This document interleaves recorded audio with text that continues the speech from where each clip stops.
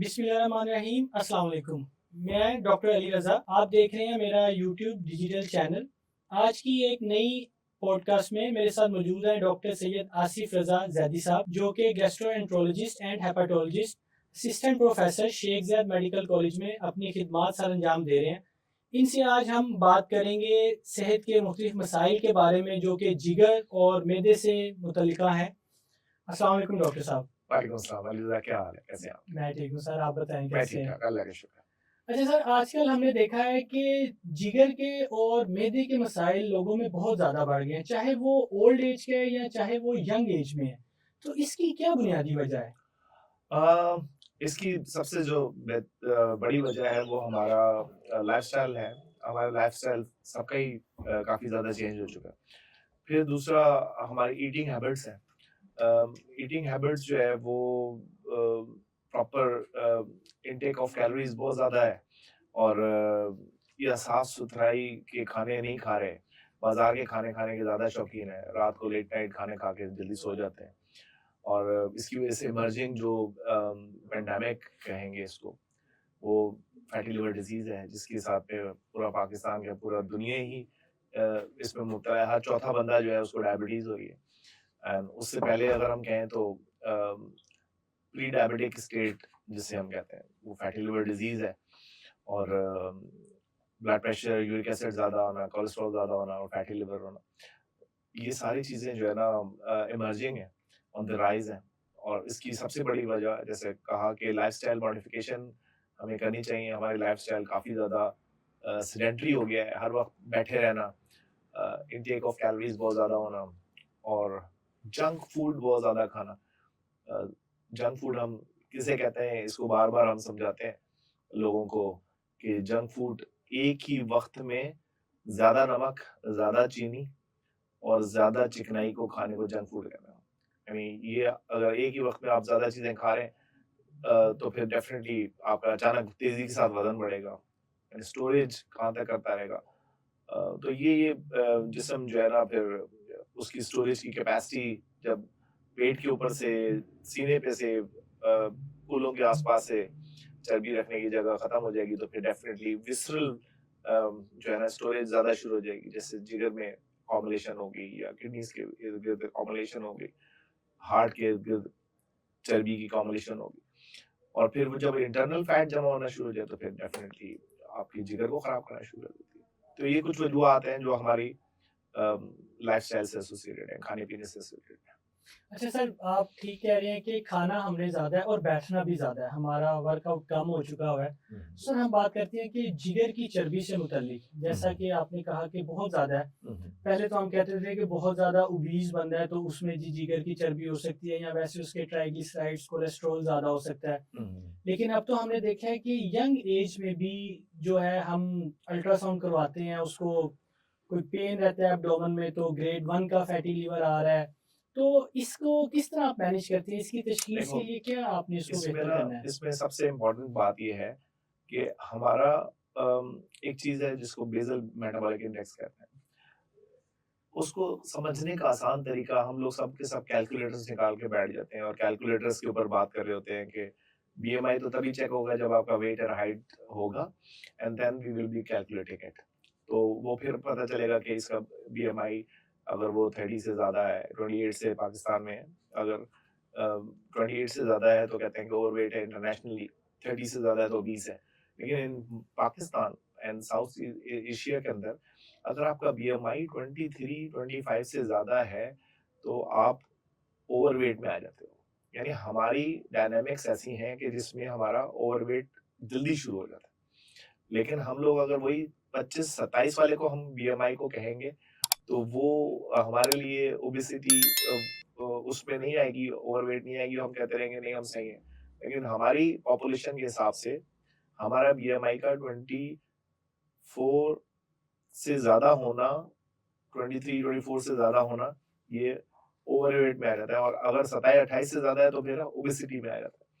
तो हम एक सादा-सा तरीका मैं अपनी क्लिनिक में भी बताता होता हूँ लोगों को कि आपने बीएमआई जो है, उसको कैसे चेक करना है। आप सिंपल जितना हाइट है हम अगर 5 5 फीट 5 इंचेस लेते हैं किसी बंदे की हाइट, तो उसको आप सेंटीमीटर्स में गिने, हम 5 फीट 5 इंच ना लें, उसको सेंटीमीटर्स में सेंटीमीटर में काउंट करें, और जो आता है, सपोज 176 आता है या 175 आता है या 165 आता है, जो भी आपके कद के हिसाब से, उसमें से 100 माइनस करते हैं तो जो बचेगा वो आपका वेट होना चाहिए।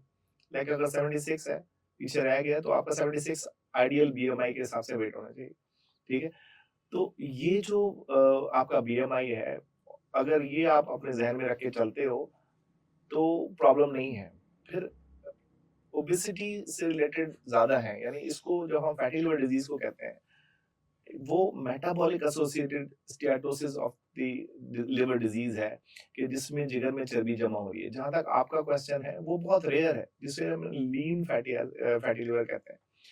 जो आजकल हो रहा है पाकिस्तान में, वो ये हो रहा है कि जो भी अल्ट्रासाउंड करता है, वो सबसे कुछ अगर नॉर्मल लिखना भी भूल गए लोग, कि रेडियोलॉजिस्ट जो है, उसके पास जब हमारे पास पेशेंट जाता है, तो उससे हम क्या क्वेश्चन पूछ रहे हैं वो पता ही नहीं होता ना। आप भी जब किसी को रेडियोलॉजिस्ट को कोई भेजते हो, तो कोई क्वेश्चन लेके भेजते हो कि यार ये पेशेंट को राइट अपर कॉर्निक पेन है, and that is the reason I want to have this ultrasound, कि यहाँ पे कोई गॉल स्टोन्स हैं, कोई लिवर सीबीडी स्टोन है, एक्सेट्रा। हम पेशेंट को कहते हैं जब अल्ट्रासाउंड करा के, there is no history written on the ultrasound, there is nothing written on the ultrasound। वो बेचारा रेडियोलॉजिस्ट, उसको पता ही नहीं होता कि मैंने क्या रिपोर्ट देनी है। ठीक है, सो व्हाट ही डज, कि वो अल्ट्रासाउंड करता है, उसको कुछ समझ में नहीं आता, तो वो कहता है यार ये grade 1 fatty liver. And most of the people, they don't having high BMI and high, but still they have got the report of fatty liver। ठीक है, तो हम फिर इसमें भी दो तीन चीजें हैं। जब बीइंग एज ए हेपेटोलॉजिस्ट मेरे पास आता है कोई बंदा, तो मैं उसको कहता हूँ देखो यार, फैटी लिवर डिजीज की दो स्टेजेस हैं। स्टियाटोहेपेटाइटिस अलग चीज है, कि जिगर की चर्बी की वजह से जिगर के अंदर जो टूट फूट हो रही है, वो एक अलग चीज है। लेकिन स्टियाटोसिस जिगर के अंदर 15% से कम होती ही है, हर बंदे में होती ही है। तो अगर अल्ट्रासाउंड वाला उसको भी फैट ग्रेड 1 लिख देगा, तो I don't mind to treat that. ठीक है ना, तो हमारे यहाँ ये हो रहा है।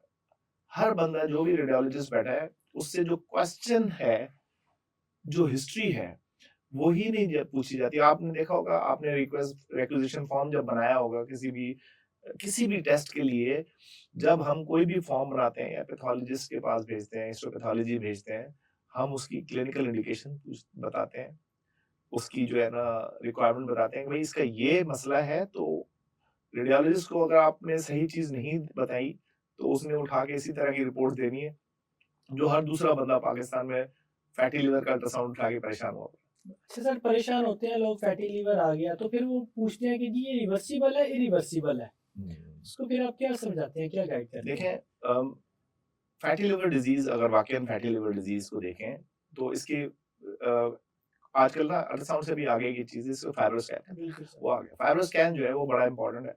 उसमें F0 से लेके F4 तक स्टेजेस हैं। ग्रेड्स यानी हैं। अगर F0 है, F1 है और F2 है, तो यहाँ तक तो आप रिवर्सिबल हैं। F3 तक भी आप रिवर्सिबल हैं, जहाँ पे आपकी इन्फ्लेमेशन चल रही है, सोजिश चल रही है, और कुछ डिग्री ऑफ फाइब्रोसिस शुरू हो चुका है। लेकिन अगर F4 हो चुका है, जहाँ पे फाइब्रोसिस हो चुकी है स्टैब्लिश्ड, और उसके साथ स्कारिंग भी हो गई है।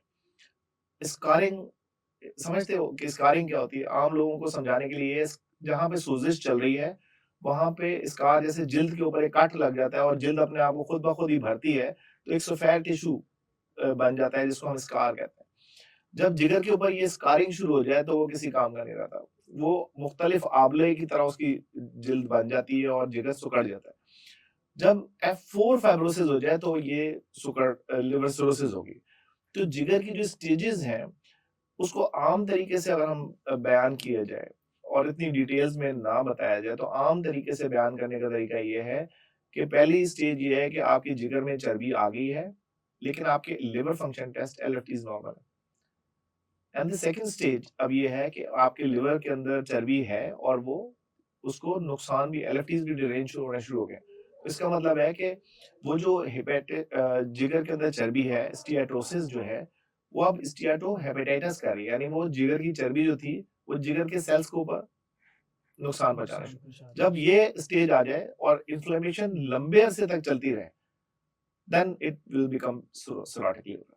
तो हमने F3 तक तो हम जाके उसको रिवर्स कर सकते हैं। आजकल नई नई ड्रग्स जैसे रेस्वेराट्रोल वगैरह आ गई है, वेट रिडक्शन के लिए GLP-1s आ गए हैं, लाइफस्टाइल मॉडिफिकेशन है, तो उसके साथ हम उसको रिवर्स कर सकते हैं। लेकिन if somebody having F4 fibrosis, जहाँ पे लिवर सिरोटिक हो जाए, सिकुड़ जाए मुकम्मल तौर पे, तो there is no anti fibrotic available in worldwide. पूरी दुनिया में कोई ऐसा नहीं है दवाई जो सिरोटिक लिवर को दोबारा अपनी सही सही हालत में ला सके दोबारा। अच्छा सर, कुछ लोगों का ये सवाल होता है जिनको पता तो कहते हैं कि डॉक्टर साहब हमें तो बताया हुआ है, हमें तो पता है कि लीवर तो रीजनरेट करता है, लेकिन आप तो कह रहे हैं कि ये जिगर सिकुड़ गया मेरा और ये अब दोबारा ठीक नहीं हो सकता, तो उनको आप क्या जवाब देखिए, देते लिवर हैं? रीजनरेशन जो है वो टर्म है कि जहाँ पे आपका सेगमेंट ऑफ लिवर किसी हेल्दी पर्सन का उठा के ट्रांसप्लांट के लिए कर दिया, और उसके बाद 6 महीने में जिसका डोनर जिससे लिवर लिया था उसको भी पूरा हो गया लिवर, एंड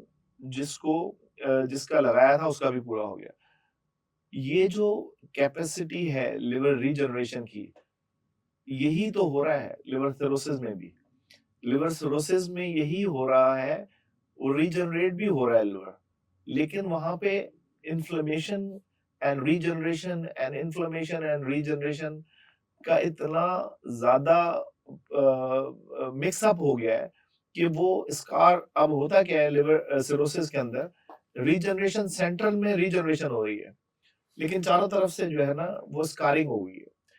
तो इस तरीके से अगर आप देखा होगा लेप्रोस्कोपिक पिक्चर्स देखी होंगी या सिरोटिक पिक्चर्स आपने देखी होंगी लिवर की, तो आप देखोगे कि उसपे छोटे-छोटे, इसको कहते हैं मैक्रो एंड माइक्रो, छोटे-छोटे आंवले की तरह बन जाते हैं। वेब से बन हाँ, जाते हैं। ब्लेब से बन जाते हैं मुख्तलिफ। तो वो इट्स नॉट टोटली कि बिल्कुल सारा रीजनरेट हो जाएगा। Scar tissue can not be regenerated. दोबारा वापस अपनी सूरत में, अभी तक पाकिस्तान में क्या पूरी दुनिया में किसी जगह एंटी फाइब्रोटिक ड्रग्स नहीं है जो दोबारा सिरोसिस को उठा के दोबारा वापस नॉर्मल लिवर की तरफ कर देंगे।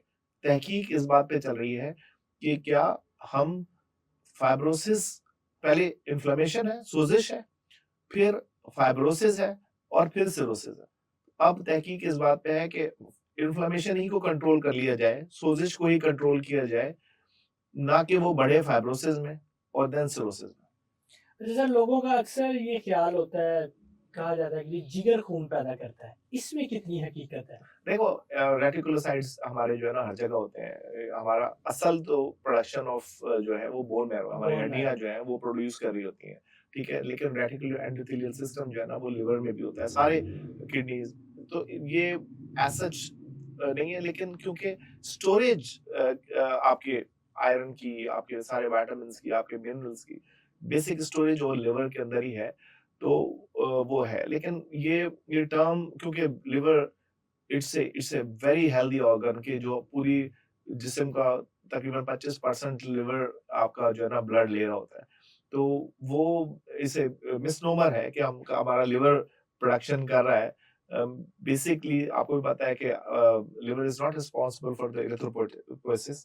तो आपकी बोन मैरो है जहाँ से आपकी ये तीनों लाइंस, आरबीसीज, डब्ल्यूबीसीज और प्लेटलेट्स जी वगैरह बिल्कुल वहां से सर। प्रोड्यूस हो रही अच्छा सर, आजकल लोगों में लीवर से मुतालिक किन डिजीज का बर्डन ज्यादा है? है। देखो, पाकिस्तान में अगर देखा जाए ना, तो पानी से फैलने वाला यरकान हेपेटाइटिस ए ई बहुत ज्यादा है। दूसरा, खून से फैलने वाला यरकान हेपेटाइटिस बी सी बहुत ज्यादा है, स्टिल ऑन द वर्ज है। हालांकि डब्ल्यूएचओ की जो हमारी गाइडलाइंस है उसके मुताबिक जो हमारा मिशन है वो ये है कि 2030 तक हम पाकिस्तान से हेपेटाइटिस बी सी खत्म करेंगे, लेकिन लगता कि नहीं कि ये होगा, ठीक है। थर्ड जो है अब ऑन द राइज है फैटी लिवर डिजीज। उसके बीच में पाकिस्तान में अल्कोहलिक लिवर डिजीज भी बहुत ज्यादा है। हम अगर हर बंदे से किसी से भी पूछें कि वो शराब पीता है, you just ask the person, वो बहुत प्राउडली बताता है कि मैं वहां के पीता हूँ, ठीक है। हमारे डॉक्टर्स इवन बेसिकली हिस्ट्री ना लें तो वो एक और बात है, लेकिन अगर आप प्रॉपर हिस्ट्री लें किसी की तो वो बताता है कि वाकई में अल्कोहल इनटेक है। और पाकिस्तान में सिर्फ ये नहीं है कि ये गैर मुस्लिम पी रहे हैं, मुस्लिम भी बहुत पीते हैं। तो ऑन द वर्ज जो है वो पानी से फैलने वाला यरकान, हेपेटाइटिस बी सी, खून से फैलने वाला यरकान, alcoholic liver disease, fatty liver disease, ये बहुत ज्यादा कॉमन है जो पाकिस्तान में हम देख तो रहे हैं। सर इनकी वैक्सीन अवेलेबल है? हेपेटाइटिस बी की वैक्सीन तो बच्चों से लेके बड़ों तक हर बंदे को लगवानी चाहिए। एंजेलिक्स बी या एमवैक्स बी, एक आज 1 महीने बाद, एक 6 महीने बाद वो ज़रूर लगवानी चाहिए। हेपेटाइटिस ए की वैक्सीन जो है वो हैवरेक्स जूनियर के नाम से आती है, जो पाकिस्तान में अवेलेबल है, आप भी लगा रहे हो। ठीक है ना? अभी हेपेटाइटिस ई की वैक्सीन हम लोग लगा रहे थे, हिकोलिन के नाम से आती है। फिरोसिस वगैरह लेके आए हुए थे चाइना से, लेकिन वो एफडीए अप्रूवल नहीं है, तो अब वो विथड्रॉ हो गए। अदरवाइज वो 16 साल से बड़ी उम्र के जो थे, उन लोगों को हेपेटाइटिस ई की वैक्सीन भी लगा सकते हैं, और वो पानी से फैलने वाला यरकान से बचाओगी। मैंने अपने घर में अपने सब बच्चों को लगाई है, जो 16 साल से बड़े थे, हेपेटाइटिस ई की वैक्सीन। और यहाँ पे दूसरी इसके अलावा भी एंटेरिक फीवर की वैक्सीन भी, टाइफाइड की वैक्सीन भी ज़रूर लगानी चाहिए, ताकि आप पानी से फैलने वाली जो बीमारियों से महफूज रह सकें। अच्छा सर, किसी को हेपेटाइटिस बी हो जाता है तो इसका क्या इलाज है? हाँ, गुड क्वेश्चन। हेपेटाइटिस बी जो है ना यार, इस तरह है कि हेपेटाइटिस बी जो है, अगर वैक्सीनेशन नहीं लगी हुई, तो डब्ल्यूएचओ की इस वक्त जो गाइडलाइंस हैं वर्ल्ड वाइड, वो ये कहते हैं कि अगर बहुत सारे ऐसे एंडेमिक एरियाज भी हैं पाकिस्तान में, जहाँ पे हेपेटाइटिस बी का डीएनए कराने के भी पैसे नहीं है किसी के पास। तो अगर आपके पास हेपेटाइटिस बी का मरीज आ जाता है, जो सरफेस एंटीजन जिसका पॉजिटिव है, पहले ये होता था ना कि आप सरफेस एंटीजन कराना है, एचबीवी डीएनए कराना है, एलएफटीज कराने हैं, ई एंटीजन कराना है, एंटीबॉडीज, एंटी एचडीवी कराना है, एचआईवी कराना है, इतने सारे बर्डन ऑफ टेस्ट था, जिसके साथ में मरीज को जब आप कहते थे ये सारे टेस्ट करा के लाओ, उसके बाद डॉक्टर कहता था नहीं जी, आपको अभी कैरियर स्टेट में, अभी इलाज की जरूरत नहीं है।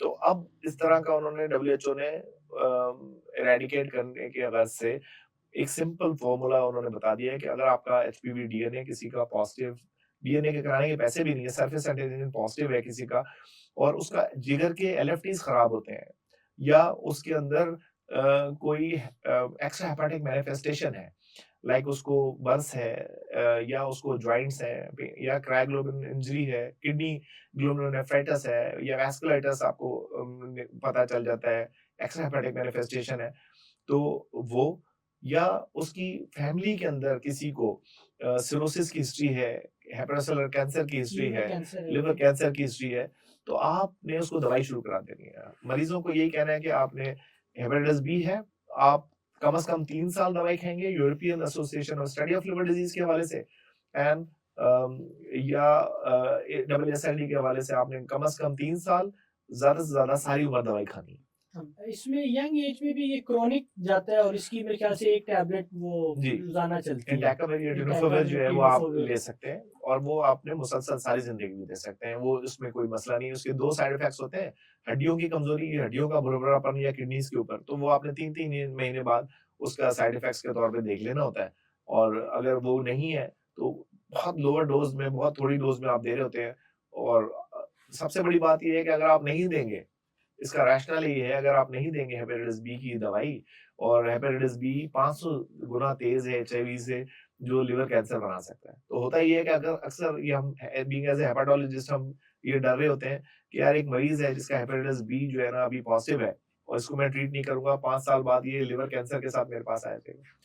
तो इट्स बेटर कि आप उसको हेपेटाइटिस प्रोग्राम से फ्री दवाई भी मिल जाती है। पाकिस्तान में हेपेटाइटिस क्लिनिक्स हैं पंजाब में, जहाँ पे फ्री दवाई आपको मिल रही है। तो आपने सिर्फ नुस्खा लिखना है, उसको शनाख्ती कार्ड पे एनरोल करना है, वो आपको दवाई मिल जाएगी बड़े आराम से। अच्छा सर, किसी को अगर हेपेटाइटिस बी आ गया जिसकी मेडिसिन लेनी है, वो कहता है कि जी मैंने वैक्सीन करवानी है, तो वो वैक्सीन उसको तब फायदा साबित करती है?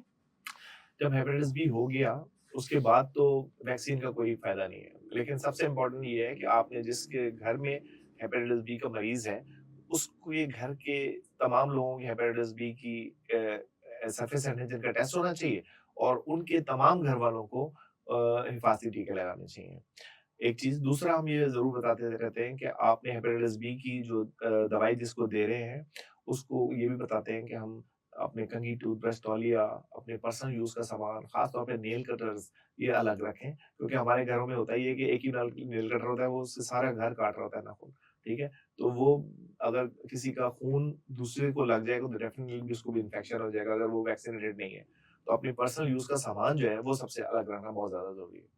अच्छा सर, काले यरकान की खतरनाक अलामात क्या हैं और उसकी तशखीस और उसका इलाज कैसे देखो, मुमकिन है? काले यरकान की सबसे इम्पोर्टेंट जो है, अगर आप फेयर कॉम्प्लेक्शन है, आप सही गंदुमी रंग है आपका, और अचानक से आपका रंग काला पड़ना शुरू हो गया है, यू आर मोर डार्कर, तो सबसे बड़ी अलामत तो ये काले यरकान को कहते ही इसलिए काला यरकान है कि आपका कॉम्प्लेक्शन ब्लैक होना शुरू हो जाता है। एक बंदा जो फेयर कॉम्प्लेक्शन के साथ था, वो अब डार्कर साइड पे आना शुरू हो गया। तो अगर आप देख रहे हैं कि यार आपका आंखों की रंगत पीली पड़ने लगी है, आपके पेशाब का रंग डार्क आ रहा है, आपका स्किन की डिस्कलरेशन यानी काला रंगत होना शुरू हो गई है, आपके जोड़ों में दर्द रहना शुरू हो गया है, आपको बहुत ज्यादा थकावट रहनी शुरू हो गई है, आपको भूख की कमी होना शुरू हो गई है, या बार बार मतली की शिकायत रहने शुरू हो गई है, या दाई पसली के नीचे दर्द होना शुरू हो गया है, तो ये ऐसी अलामात हैं कि जिसको आपको फौरी तौर पे इग्नोर नहीं करना चाहिए, क्योंकि अगर आप इस इग्नोर कर देंगे तो देन आपको जो है ना पता भी नहीं चलेगा और जिगर जो है ना वो सिकुड़ जाएगा। लेकिन इसमें सबसे बात ये है कि कुछ ऐसे मरीज होते हैं बेचारों को, उनको सारी जिंदगी पता नहीं चल पाता कि उसको इतना नोटिस नहीं कर पाते। तो अगर स्लाइटेस्ट ऑफ आपको कोई शक है, तो हम ये कहते हैं कि आप कन्फ्रंट करें और अपने आप को जो है ना चेक करवाएं कि मुझे हेपेटाइटिस बी या सी है या नहीं।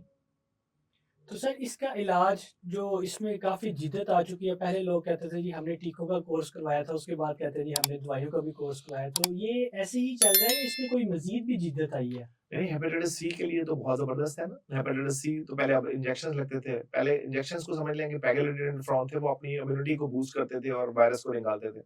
अब जो है डायरेक्ट एंटीवायरल ड्रग्स हैं, जिसमें सोफोस्फोविर, सोफोस्फोविर। डेक्लरेटेसिविर है, वेल्पेडेसिविर है, लेडिस्पेसिविर है, मल्टीपल ड्रग्स हैं which are actually hepatitis C की वायरल वायरल रेप्लिकेशन को डिसरप्ट करती हैं, उसकी प्रोडक्शन को ही बंद कर देती हैं। तो it's a very these are the very good drugs जिसके 97% तक रिजल्ट्स हैं।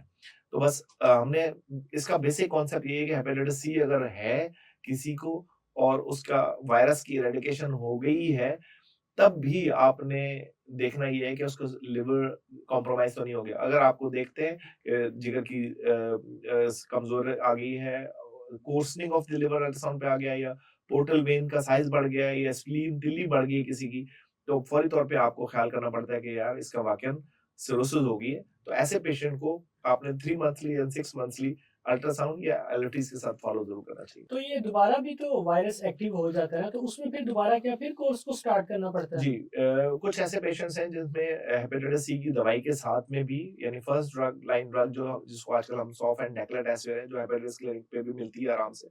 अगर उससे नेगेटिव नहीं हो पाता या रिलैप्स होता है दोबारा, तो फिर हम सॉफ एंड वेल्पेडेसिविर के साथ शुरू कर देते हैं। अगर उससे भी नहीं होता, फिर थर्ड जो चीज़ है उसमें हम विसोवी के नाम से आती है, जिसमें वेल्पेडेसिविर, सोफोस्फोविर एंड वॉक्सीलेप्राविर, ये तीनों की ड्रग की कॉम्बिनेशंस देते हैं, जिसके साथ में हेपेटाइटिस सी का हम इलाज कर सकते हैं। अच्छा सर, लोगों में बड़ी ज़्यादा इसके बारे में मिथ्स पाई जाती हैं। लोग कहते हैं कि जी हमने हकीमी दवाई खाई है या हमने ये इलाज कर लिया, हमारा काला यरकान ठीक हो गया। इसमें कितनी ताकत है? आपने कुछ पेशेंट ऐसे देखे हैं जो देखो यार रिकवर हो गए हों? देखो यार, ये बात ये नहीं है। पेशेंट्स जो हैं, मैं किसी को भी कन्फ्रंट नहीं करता, ना हकीमों को ना होम्योपैथिक्स को, लेकिन बहुत सारे ऐसे पेशेंट भी होते हैं ना जिनको हेपेटाइटिस सी हुआ, वो खुद ब खुद भी उनका रिकवर हो जाता है। जी। पीसीआर नेगेटिव होता है, उनकी अपनी इम्यूनिटी खत्म करके जिगर की एलएफटीज नॉर्मल है, हेपेटाइटिस सी का पीसीआर नेगेटिव है, तो उसका अंदर वो इतना बड़ा इशू नहीं है। मैं उसका आई डोंट बाय कि आई डोंट टेक कि वो हकीम की दवाइयों से या किसी भी दवाइयों से ठीक हो गए हैं। वल्लाह आलम, लेकिन मैं उस पे कमेंट नहीं कर सकता कि वाक़ई इस तरह का कोई सिलसिला है। लेकिन दवाइयाँ तो हैं, और ये तमाम दवाइयाँ जो हिकमत की हैं वो भी जो जनरेट हो रही है वहाँ से हो रही हैं। लेकिन अब जो तहकीक की दवाइयाँ हैं जिसमें हम बात करते हैं, वो तो डिफरेंट दवाइयाँ हैं। जो हकीम की दवाइयाँ हैं उस पे कोई रैंडमाइज़्ड कंट्रोल ट्रायल तो नहीं हुए है ना, कि कितने पेशेंट दिए गए दवाई, उससे कितने मरीज़ ठीक हुए। ये तो सीधा-धा-सीधा इल्म है। बस जिसका लग गया ठीक है, जिसका नहीं लगा तो ना लगा। तो इससे जो पेट में एसाइटिस हो जाती है, पेट में पानी भर जाता है, उन पेशेंट्स को आप किस तरह ट्रीट करते हैं? उनके लिए आप क्या एडवाइस करते हैं? उनकी फूड रिस्ट्रिक्शंस क्या होती हैं? उनके बहुत ज़्यादा सवाल जी, होते हैं। पेट में पानी अगर पड़ जाए, या सूजन आना शुरू हो जाए, आँखों के सामने सूजन आना शुरू हो जाए, आपकी जो है ना पैरों पे सूजन आना शुरू हो जाए, तो इसका मतलब है कि आपकी एल्बुमिन जिगर की कम हो प्रोडक्शन गई। कम हो गई है। और उसमें फिर सबसे जो पहला हम चीज़ बताते हैं, वो सॉल्ट की रिस्ट्रिक्शन करते हैं कि आपका नमक जो है वो आप कम करें, एक चीज़। फिर हम 2 ग्राम से ज़्यादा नमक जो है, या 80 मिलीमोल से ज़्यादा नमक सारा दिन में नहीं देते। इससे ज़्यादा अगर नमक खाएँगे तो फिर वो डेफ़िनेटली ऑस्मोटिक उसके साथ में जो है ना वो सारा जो है ना पानी अकोमोडेट होना शुरू हो जाएगा। दूसरी चीज एल्बुमिन और टोटल प्रोटीन मालन्यूट्रिशन हो जाती है, जिसमें हम कहते हैं कि आज अंडे की सफेदी खा लें, चिकन की बोटी खा लें या दाल की प्लेट खा लें, ताकि आपको तकरीबन 1 to 1.2 ग्राम पर केजी के हिसाब से तो पीडियाट्रिशियन हो तो आपको exactly knew what I am saying, तो हम इतना ही प्रोटीन उसको सारा दिन में जरूर दे रहे होते हैं ताकि कम से कम उसकी जो प्रोटीन मालन्यूट्रिशन है पूरी होती है वो उसको। पूरी होती रहे। और फिर भी अगर कोई चीज नहीं होता, असाइटिस कंट्रोल नहीं होती, तो फिर हम पहले थोड़ा सा टैप करके इन्फेक्शन के लिए देखते हैं, स्पॉन्टेनियस बैक्टीरियल पेरिटोनाइटिस के लिए देखते हैं। अगर वो नहीं है तो देन फिर हम कुछ पेशाब वाली दवाइयाँ लाइक इलेक्ट्रॉन या लिजोराइड वगैरह या फ्रिसेमाइड वगैरह वो दे रहे होते हैं ताकि वो असाइटिस ठीक हो जाए। अच्छा, जिगर से मुतालिक एक और बहुत आम बीमारी है जो हमारे चलती है, कोलीलिथियासिस है या कोलिसिस्टाइटिस है, कि पित्ते में पथरी हो गई है लोगों की। इसके बारे में भी बहुत ज़्यादा मिथ्स पाई जाती हैं, बहुत ज़्यादा इलाज करते हैं, टोटके करते हैं। इसका क्या डिजीज का पैटर्न है, और ये हो गई है तो इसका डेफिनेट इलाज? पित्ते की पथरियों के बारे में, पित्ते की पथरियाँ 3 टाइप की होती है। एक कोलेस्ट्रॉल स्टोन होता है, एक पिगमेंट स्टोन होता है और एक मिक्स स्टोन होता है। पित्ते की पथरी के साथ जब मरीज आता है तो वो दाई पसली के नीचे अचानक खाना खाने के बाद, चिकनाई खाने के बाद दर्द होना शुरू हो जाता है। उल्टियाँ आना शुरू होती हैं और ये दर्द जो है बालों का शदीद तरीन किस्म का दर्द होता है सिवियर और इमरजेंसी होती सिवियर है ये, कि इमरजेंसी बहुत होती है, ज़्यादा दर्द इमरजेंसी होता में है, बाज़ जाके। औक़ात पूरे पेट में लोग हाँ जी। पेशेंट्स को दर्द हो रहा तो होता है। इसमें हमें जो हमारी वो होती है being as a gastroenterologist, hepatologist, हमें जो है इसमें ये खौफ होता है कि अगर जिगर की नाली में पथरी आ जाए, तो फिर वो लबलबे की भी इन्फ्लेमेशन कर देती है, सोजिश कर देती है, पैंक्रियाटाइटिस कर देती है, बिलियरी पैंक्रियाटाइटिस जिसे हम कहते हैं। और हमें बजाय पित्ते के 1 ऑपरेशन के बजाय 2 ऑपरेशन, जिसको हम पहले ईआरसी करते हैं, जिगर की नाली की सफाई करते हैं और उसके बाद पित्ते का ऑपरेशन करवाना पड़ जाता है। तो जो पित्ते का पथरी का जहाँ तक अली आपने बात की है, वो ये है कि हम ये रिकमेंड करते हैं कि इसको पालें ना। अगर पित्ते में पथरियाँ बन गई हैं और आपको पित्ते हर खाने के बाद दर्द हो रहा है या बार-बार आपको दर्द की एपिसोड्स हो रही हैं, तो फौरी तौर पे इसको डिले नहीं करना चाहिए। इसकी पित्ते की सर्जरी करवा के, लैप्रोस्कोपिक सर्जरी करा के बिल्कुल इससे जान छूटी जा सकती है। लेकिन बाज़ औक़ात ऐसा होता है कि लोगों को दवाई दे रहे होते हैं, कभी-कभार एंटीबायोटिक कोई असर कर जाती है, कभी कोई पेन किलर उनको असर कर देता है, वो ठीक हो जाते हैं, फिर सालों-साल चलते रहते हैं। फिर एक फ़ेज़ यही आता है कि जब उसको बहुत ज़्यादा शदीद पेन होता है, दोबारा अल्ट्रासाउंड करवाते हैं, तो वो पहले से ज़्यादा होती हैं और साइज़ में भी बढ़ गई होती हैं। रिकमेंडेड इलाज और दुनिया की इस वक्त जो रिकमेंडेशन है पित्ते की पथरी के लिए वो ये है कि gall stone is a carcinogenic thing to have, कि अगर पित्ते में पथरियां हैं तो ये that can lead to cancer of the gall bladder. पित्ते की पथरी का पित्ते का कैंसर बना सकते हैं। तो पथरियां अगर आपको किसी भी मरीज को बनना शुरू हो गई हैं तो उसको उसको निकलवा देना चाहिए, क्योंकि उसके साथ में उसके कॉम्प्लिकेशंस, उसकी पेचीदगियां बहुत ज्यादा हैं। अगर पेचीदगियां गिनना शुरू कर दें तो वो ज्यादा है उसके फायदे से। तो लेप्रोस्कोपिक सर्जरी के लिए इतना मसला नहीं है और आप अपनी जान बचा सकते हैं, क्योंकि अगर लबलबे की सोजिश हो गई, पित्ते का कैंसर हो गया, उसके साथ में सिस्ट बन गई या कुछ और चीज बन गई, तो आपको पता है कि कितनी complication, just name the things and then that is there.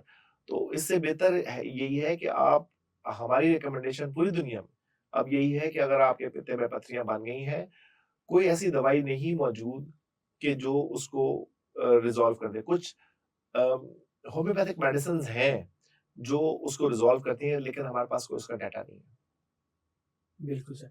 अच्छा सर, ये इंटेरिक फ़ीवर, टाइफाइड बुखार बहुत ज़्यादा हमारे यहाँ पर कॉमन है। इसकी लोग बार-बार दवाइयाँ खाते हैं, टेस्ट करवा लेते हैं, जी हमें पहले टाइफाइड हुआ था, फिर टाइफाइड हो गया, ठीक नहीं हो रहा, हमारा बुखार नहीं जा रहा, आंतड़ियों को ये मुतासिर करता है, हम लोगों को बताते हैं। तो इसका क्या डायग्नोसिस, क्या इलाज है? देखो, इसकी क्या? टाइफाइड फीवर जो एंटेरिक फीवर है, ये साल्मोनेला की वजह से होता है, ठीक है? ये एक खास जरासीम है जो गंदे खाने खाने से होता है, यानी ओरल खाने और पॉटी के रास्ते से ये फैलता है। एक तो इससे बचने की आसान चीज़ है कि इसकी वैक्सीन अवेलेबल है, वो वैक्सीन 2 साल में 1 दफ़ा अगर वहाँ 1 साल लगवा में। लें, तो आपको इससे बचत हो जाती है। बच्चों में भी सेफ है, हम बच्चों के लगाते हैं लिए सर। आप लगाते हो, बिल्कुल लगाते हो। तो वो आम अवेलेबल है, तो आप लगा सकते हैं। दूसरा ये है कि आपने टाइफाइड से बचने के लिए, टाइफाइड से इम्पोर्टेंट जो टाइफाइड का मैसेज है वो यही है कि टाइफाइड में हाई ग्रेड फीवर होता है और टाइफाइड में जो फीवर है वो हाई ग्रेड होता है, बाज़ औक़ात किसी चीज़ को रिस्पॉन्ड नहीं कर रहा होता और ये कई हफ्तों तक चला जाता है। यानी पहले 2 हफ्ते तो आम बात है, अगर 3rd वीक में दाखिल हो जाए, डायग्नोज ना हो पा रहा हो तो वहाँ पे कॉम्प्लिकेशंस हो सकती हैं, कॉम्प्लिकेशंस आ जाती ठीक है ना, ब्लीडिंग हो सकती है, परफोरेशन हो सकती है और मेनिंजाइटिस हो सकता है एक्सेट्रा। तो इसमें हाई ग्रेड फीवर हो रहा है, मोशंस के साथ हो सकता है, एब्डोमिनल पेन के साथ हो सकता है, पेट का दर्द हो सकता है, उल्टियाँ, भूख का ना लगना, यरकान, हेपेटाइटिस, ये साथ में टाइफाइड के साथ में भी हो सकता है। तो इसका जो टेस्टिंग है वो बड़ी इंपॉर्टेंट है। टेस्टिंग के लिए आप complete blood count, typhidot test हम नहीं कराते, विडाल टेस्ट नहीं कराते, हम आजकल ब्लड कल्चर्स कराते हैं। तो ब्लड कल्चर्स बड़े इंपॉर्टेंट हैं। जो लोग विडाल और टाइफाइड-डॉट के पीछे लगे हुए हैं, हम उनको डिस्करेज करते हैं, वो गलत करते हैं। सही एंटीबायोटिक्स दें, सही तरीके से उनका इलाज करें, ताकि रेजिस्टेंस ना बने और मरीज ठीक होके घर जाए। अच्छा सर, बच्चों को जिगर के मसाइल उनके बेहतर रखने के लिए आप क्या एडवाइस करते हैं माओं को, वालदैन को? देखें, बच्चों का जिगर अगर ठीक रखना है आपने तो उनको साफ-सुथरी चीज़ें दें, उनका हेल्दी एक्टिविटी में उनको पार्टिसिपेट करने दें और उनको इंडोर्स से निकाल के आउटडोर्स की तरफ भी ज़रूर भेजें। अगर वो घर में बैठ के सिर्फ मोबाइल्स देख रहे हैं या अपना सोशल मीडिया देख रहे हैं, कंप्यूटर देख रहे हैं तो वो उससे म या कंप्यूटर गेम्स खेल रहे हैं, उससे बेहतर है कि वो बाहर जाके साइक्लिंग करें, फुटबॉल खेलें, क्रिकेट खेलें, व्हाटसोएवर करें। उससे उनकी हेल्थ बेहतर रहेगी। बजाय ये कि हम घर में बैठ के जो है ना सिर्फ टीवी देखते रहें। अच्छा सर, एक और एच पाइलोरी डिजीज, इसका भी बहुत ज़्यादा रुझान है। ये जो है मैदे के अल्सर की अलामात की वजह बनता है, तो इसकी तशखीस और इसका इलाज कैसे मुमकिन है? इससे बचा कैसे जाए? एच पाइलोरी के लिए तो भैया यही है कि आप साफ-सुथरा गिलास का पानी पिएँ और साफ-सुथरा कंटामिनेटेड वाटर ना पिएँ। सबसे बड़ी वजह जो है वो कंटामिनेटेड वाटर है। जो गंदा पानी, झूठा पानी पीने से फैलता है ये। तो एच पाइलोरी जो है वो एक ख़ास ढीठ जरासीम है कि जो कि मैदे की लाइनिंग्स में पड़ा रहता है, मैदे के अंदर बैठा रहता है। यहाँ पे एक बात बताना चलें कि मैदे के अंदर जो ये जरासीम है एच पाइलोरी, ये एक ऐसा जरासीम है, ढीठ जरासीम है कि मैदे में तेज़ाब, हाइड्रोक्लोरिक एसिड जो है सिक्रीट हो रहा होता है, लेकिन फिर भी ये तेज़ाब जो है ये जो जरासीम है ये उससे भी नहीं खत्म होता। क्योंकि ये अपने इर्द-गिर्द एक अल्कलाइन एनवायरनमेंट जनरेट कर लेता है और वहाँ ज़िंदा रहता है और मैदे में अल्सर का बायस बनता है। एच पाइलोरी की जो कॉम्प्लिकेशंस हैं, पहले उस पे बात कर लेते हैं। खून की कमी, दिल का आर्ज़ा या मैदे का कैंसर। अगर ये 3 चीज़ें ज़हन में रखें तो एच पाइलोरी बहुत खतरनाक है। तो एच पाइलोरी की आप टेस्टिंग की बात करें, तो उसमें जो टेस्टिंग है एच पाइलोरी जो आपकी सेरोलॉजी है, वो पाकिस्तान में हर 70% लोगों में 100 में से कराएँगे 70% में वो पॉज़िटिव आएगा और वो इलाज के बाद भी पॉज़िटिव रहता है। तो इसलिए हम उसको नहीं करते। दूसरा यूरिया ब्रेथ टेस्ट है, व्हिच इज़ इनडायरेक्ट टेस्ट, वो भी अच्छा टेस्ट है। थर्ड जो टेस्ट है वो आपका stool for H pylori antigen है। Stool for H pylori antigen जो है ना अच्छा टेस्ट है, मेरा फेवरेट टेस्ट है, जो आसानी के साथ कराया जा सकता है, बहुत सस्ता-सा हो जाता है और वो इलाज के बाद नेगेटिव भी हो जाता है। तो मरीज़ को कम से कम ये होता है कि मैदे में से एक जरासीम खत्म हो गया और मैदा ठीक हो गया। चौथा जो टेस्ट है, वो है एंडोस्कोपी करके बायोप्सी और वो गोल्डन टेस्ट है, जिसमें हमें एच पाइलोरी नज़र आ जाता है माइक्रोस्कोप के नीचे और हम उसका इलाज कर देते हैं। अब बात आते हैं ट्रीटमेंट के लिए। ट्रीटमेंट के लिए जो कोर्सेज़ हैं, उसमें आपको एंटीबायोटिक्स के साथ में कुछ मैदे की तेज़ाबियत को कम करने की दवाइयाँ दी जाती हैं, अल्सर को कम करने की दवाइयाँ दी जाती हैं और कम से कम भी 10 से 14 दिन का कोर्स है जो आपको करना पड़ता है रेगुलरली। वो कर लें, तो फिर एच पाइलोरी इरेडिकेट हो जाता है, दोबारा नहीं आता, जब तक कंटामिनेशन वाटर आप दोबारा ना पी लें। अच्छा सर, ये मैदे की तेज़ाबियत के इश्यूज भी आजकल बहुत ज़्यादा हैं लोगों में, चाहे वो यंग है या ओबीज है या ओल्ड एज में है। तो थोड़ा सा जलन हुई, दर्द हुआ, उसको डिस्पेप्सिया सा हुआ, राइजिक खा लिया, कोई भी ओमेप्राजोल ले लिया, एसोमिप्राजोल ले लिया, तो ये कितना सेफ है इसी तरह ले लेना तेज़ाबियत के लिए? क्यों उसको बार बार जलन होती है, क्यों तेज़ाबियत होती है, क्यों उसको ब्लोटिंग सी, गैस सी रहती है? इसकी क्या वजूहत है? इसको कैसे मैनेज किया जाए?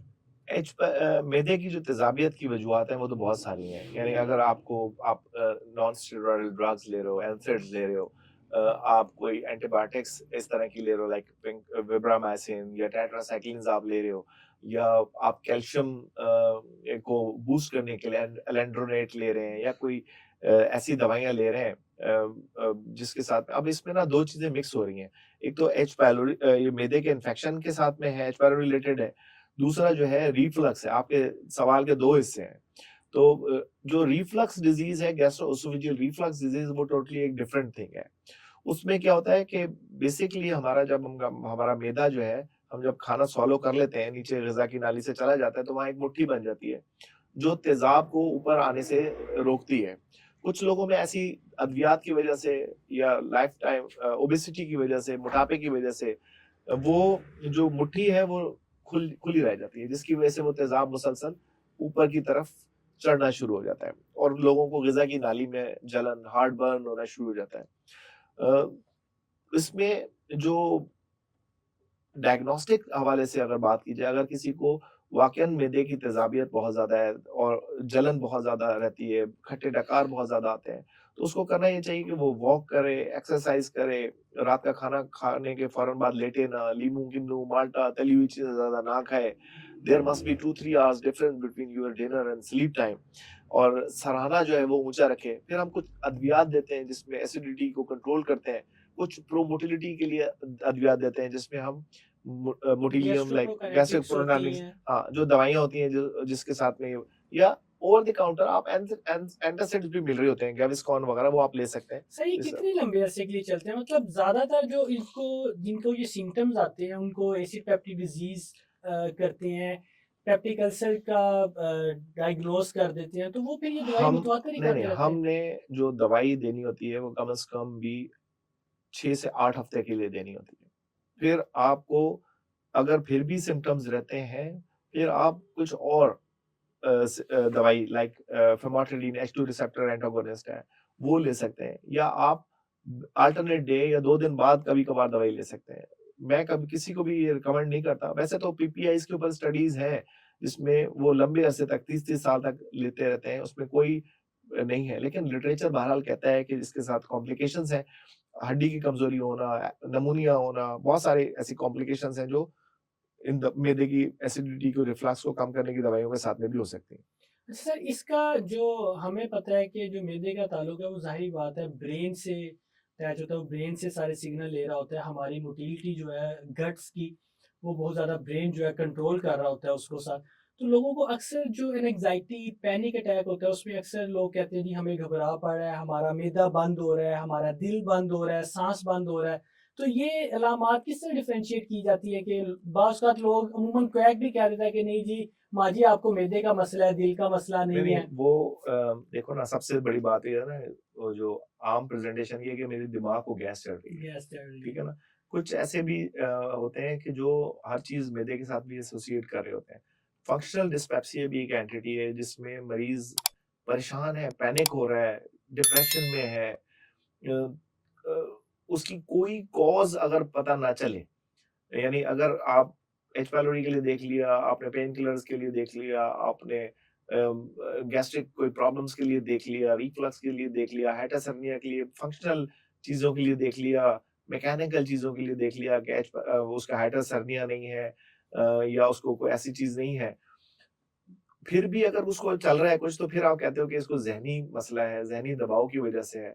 फिर आप कुछ ऐसी दवाइयाँ होती हैं लाइक सिटालोप्रैम या कोई लिवोसल्प्राइड वो आप देते हैं 3 से 12 से 14 हफ्ते के लिए या 16 हफ्ते के लिए, बाद में 6 महीने के लिए भी दे देते होते हैं, ताकि उससे उसमें बेहतरी आ सकती है।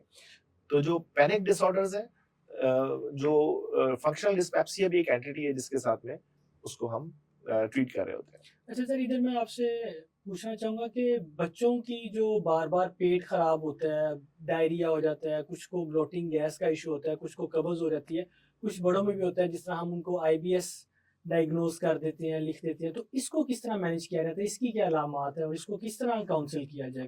देखो, जो इरिटेबल बाउल सिंड्रोम है, वो एंटिटी है, एक अलग से एंटिटी है जिसको रोम क्राइटेरिया के थ्रू हम देख रहे होते हैं कि एब्डोमिनल ब्लोटिंग हो रही है, गैस और जिसको ना मर्ज़ हम कह रहे होते हैं, जिसमें एब्डोमिनल पेन है, हर 3 महीने बाद, 2 महीने बाद एब्डोमिनल पेन हो रहा है या खाना खाने के बाद फ़ौरन पखाना करने के लिए वॉशरूम में जाना पड़ता है, जिसको हम गैस्ट्रोकोलिक रिफ्लेक्स कहते हैं। तो या मरीज़ को जो है जब ये इरिटेबल बाउल सिंड्रोम उसकी किसी स्ट्रेस की वजह से, परेशानी की वजह से, इन्फेक्शन की वजह से अगर उसकी बिगड़ रही है, तो उसमें क्या होता है कि उसमें चेंज ऑफ स्टूल्स शेप होना शुरू हो जाती है। यानी एक ब्रिस्टॉल स्टूल चार्ट है जिसमें स्टूल की शेप चेंज हो जाती है और स्टूल की फॉर्मेशन शेप शेप हो जाती है। यानी कुछ होते हैं जिसमें कॉन्स्टिपेशन डोमिनेंट होते हैं, कुछ होते हैं जो डायरिया डोमिनेंट होते हैं और कुछ मिक्स्ड होते हैं, किसी को डायरिया भी हो रहा होता है, किसी को कॉन्स्टिपेशन भी हो रहा होता है। तो इसमें हम क्या करते हैं कि अगर डायरिया डोमिनेंट पेशेंट है, तो हम पहले देखते हैं कि इसको लैक्टोज इंटॉलरेंस तो नहीं है, इसको सीलिएक डिजीज तो नहीं है, इसको इवैल्यूएट करना होते हैं कि कोई और बीमारी लाइक इरिटेबल बाउल सिंड्रोम ही है या inflammatory bowel disease like ulcerative colitis या कोई और चीज तो नहीं है, वो देख रहे होते हैं। फिर अगर वो चीजें भी ना मिले तो फिर हम ये पेपरमिंट ऑयल जैसे पुदीना, सौंफ, इलायची ये कहते हैं कि आप लें। फिर फाइबर दही के साथ मेरा फेवरेट है कि आप फाइबर, हमारे जिस्म में अंतड़ियों में लाखों करोड़ों अरबों बैक्टीरियाज हैं और उनकी खुराक जो है वो फाइबर है। इसबगोल का छिलका या कोई किसी भी फॉर्म में फाइबर। जब आप फाइबर देते हैं तो आपकी अंतड़ियों के बैक्टीरिया जंपे लगाते हैं, खुश हो जाते हैं, वो कहते हैं कि कोई फाइबर आ गया, हमारी भी खुराक आई। आप जब उसके लिए बेहतरीन टोटका ये है कि दही के साथ थोड़ा-सा इसबगोल का छिलका ले लेंगे तो आपकी गट हमेशा हैप्पी रहेगी, क्योंकि वो फाइबर भी दे रहे हैं आप और उसको लैक्टोबैसिलस भी दे रहे हैं बहुत सारे यूनिट्स में जो आपको मिलता रहेगा। तो इरिटेबल बाउल सिंड्रोम के अंदर सबसे ज़्यादा जो पाकिस्तान में या पूरी दुनिया में एब्डोमिनल पेन के साथ गैस, फ्लैटुलेंस और फिर अक्सर ये है कि कुछ ऐसे मरीज होते हैं, ये एक सोशल प्रॉब्लम है कि अब एब्डोमिनल पेन के साथ गैस आ गई, गैस खारिज कर दी। आप किसी जगह बैठे हुए हैं और वो इतना कन्फाइंड एरिया है, लोग बुरा मान जाते हैं कि यार इतना तेरे स्मेल है गैस के अंदर कि बैठा नहीं जा रहा। तो यहाँ पे ये पेपरमिंट ऑयल का जो है नुस्खा, जो सौंफ या पुदीने का वो है, ये एक कुदरती सैनिटाइज़र का काम करता है, रूम सैनिटाइज़र का काम करता है कि अगर वो आप ले रहे हैं तो उसके साथ में आपके जो फ़्लेटस है, जो रीढ़ है, उसके अंदर बदबू नहीं रहती। तो मैं तो हमेशा यही कहता हूँ अपने मरीज़ों को कि अगर आपको इरिटेबल बाउल सिंड्रोम है, तो उसकी सबसे बड़ी प्रॉब्लम जो सोशल प्रॉब्लम है, वो आपकी गैस का अखराज है, स्मेल है। स्मेल है। अगर आपकी स्मेल बहुत ज़्यादा हो रही है, लोग बैठ ही नहीं रहे, आपके पास बैठ ही नहीं सकते, या आपके मुँह से बदबू आ रही है या आपकी गैस में से बहुत ज़्यादा बदबू है, तो आपका जो ऑरा ही खत्म हो गया। तो आपका जो है ना, ये पॉटी आना जाना तो ये तो एक वॉशरूम के अंदर जाने की बात है ना। लेकिन अगर आप महफ़िल में बैठे हुए हैं और आपने गैस ख़ारिज कर दी और उसके अंदर बहुत ज़्यादा स्मेल है, तो आप तो बैठ ही नहीं सकते, ऐसा। किसी भी जगह नहीं बैठ सकते। तो इसके लिए आपको साफ-सुथरा पानी, सौंफ, पुदीना, इलायची का इस्तेमाल ज़्यादा करना, फाइबर और दही का इस्तेमाल ज़्यादा करना चाहिए, एक्सरसाइज़ करनी चाहिए, खाना खाने के बाद वॉक करनी चाहिए, ताकि रेगुलर इखराज जो है वो री का हो जाए। क्योंकि अगर आपकी फ़्लेटस का इखराज सही नहीं होता रहेगा, तो फिर आपको प्रॉब्लम रहेगी। अच्छा सर, लोग आम कहते हैं कि जी हमारे मैदे में गर्मी है, मुँह में छाले बन गए हैं, तो इसमें कितनी सदाकत है? एफ़्टस अल्सर्स या मुँह के छाले जो हैं बहुत इम्पोर्टेंट है। एफ़्टस अल्सर्स जो है वो किसी भी वजह से हो सकते हैं। वो बड़ी-बड़ी सिंड्रोम्स लाइक पैशेट सिंड्रोम या एश पैरोरी के साथ एसोसिएटेड भी हो सकते हैं या सीलिएक डिज़ीज़ के साथ, गंदम से एलर्जी के साथ में भी हो सकते हैं। या इसकी कोई भी वजूहात नहीं होती बाज़ औक़ात। इसमें ना 3 तरह के एफ़्टस अल्सर्स होते हैं कि उसमें हेपेटिफॉर्म होते हैं, बड़े अल्सर्स होते हैं या स्मॉल अल्सर्स हो सकते हैं। तो उसमें हम लोग जो है ना बेसिकली क्या कहते हैं कि हम इनको कहते हैं कि पेशेंट्स को कि आपने टूथ ब्रशेज़ जो यूज़ कर रहे हैं या टूथपेस्ट जो यूज़ करते हैं, तो टूथ ब्रशेज़ सॉफ्ट होने चाहिए। फिर पेस्ट जो होते हैं वो उसमें जो एसएलएस फ्री टूथपेस्ट होते हैं, जो sodium laureate sulphate free toothpaste होते हैं, वो इस्तेमाल करने चाहिए। फिर कुछ जो है ये कुरकुरे, पापड़, तली हुई चीज़ें, इस तरह की जो चीज़ें आप खा रहे हैं बहुत ज़्यादा, जो आपकी म्यूकोज़ल इंजरीज़ कर देते हैं, वो ना करें।